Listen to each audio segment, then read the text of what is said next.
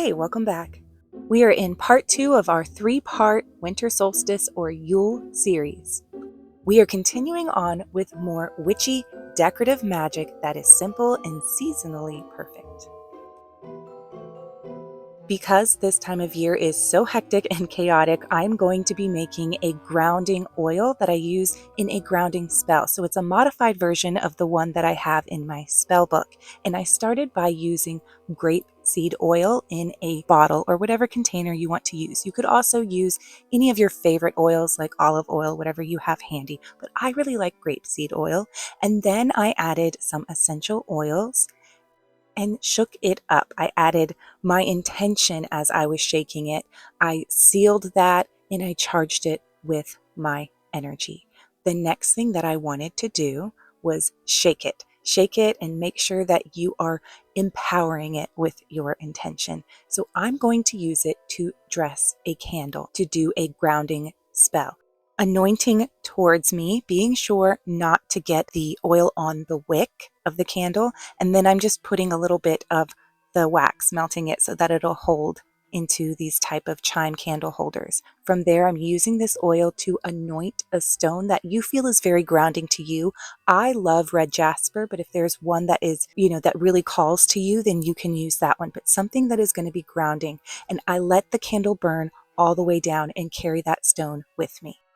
A witch ball is a hollow sphere of glass, and they were popular in 17th and 18th century England to ward off evil spirits. And we will be doing just that. We're going to ward off negativity and anything that does not serve you. So take any type of Christmas bauble or bulb that you can fill. You can use any type of container for this, really. It doesn't even have to be glass. It could be plastic.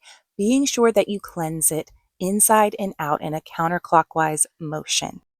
All of the ingredients that I'm using are going to be used for repelling negative energy, but also absorbing negative energy and amplifying the powers of this spell.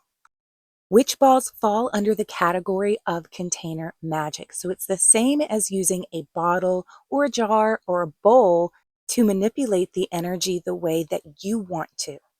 In addition to all of the herbs and crystals and other ingredients that I'm including, I'm also going to include a sigil or symbol and an item that is personally tied to me. So those are things that I want to include. And since this is a ball, I shake it. I shake it up after every single ingredient goes in and then shake it to energize each and every ingredient.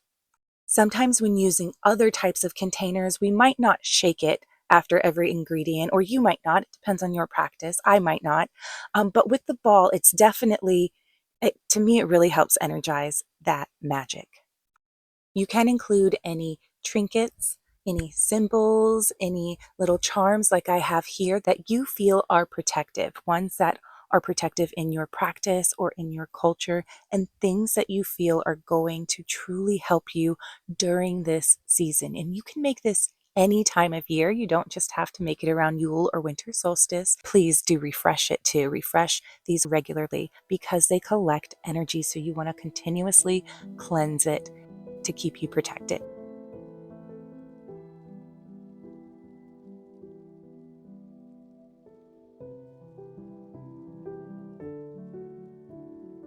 Many people make paper chains around this time of year, but we are going to be making a spell paper chain.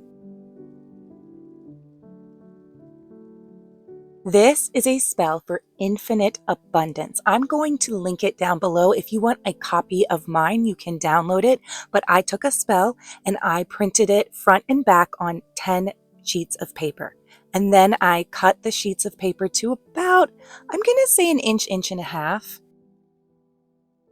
Connected them together with a stapler. Put one together, and this is why you want to have them front and back, and then you'll put the next one through and staple it. I'm sure we've all made a paper chain before.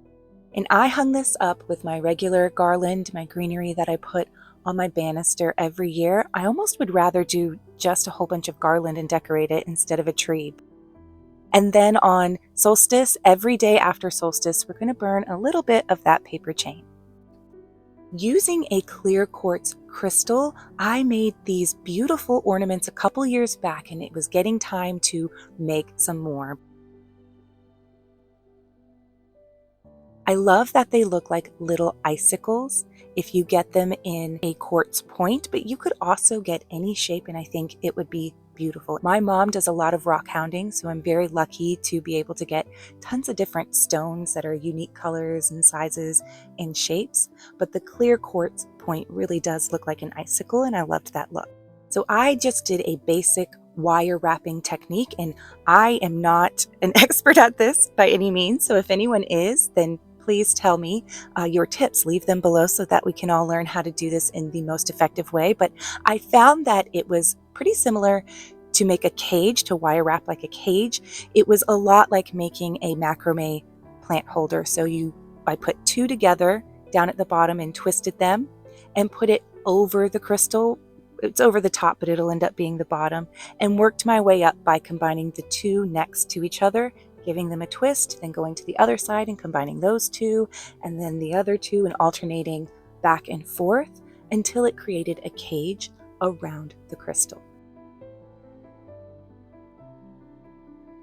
And then twisted them together and made a little hook at the end. You don't have to worry about this being pokey because nobody's going to be wearing it, so it's really easy if you're a beginner.